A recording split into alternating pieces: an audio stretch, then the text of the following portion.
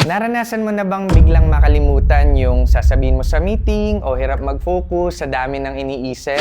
Yan ang tinatawag nating brain fog. Hi, I'm Doc Jeff, and for this episode of Pinasustansya, pag-usapan natin kung paano mananatiling matalas ang isip kahit sa ilalim ng matinding stress. Para ma-counter ang brain fog, kailangan mo ng sapat na hydration at tamang nutrisyon, partikular na ang B vitamins para sa metabolic activation, omega-3s para naman sa brain cells at ginseng bilang antioxidant shield para sa ating central nervous system.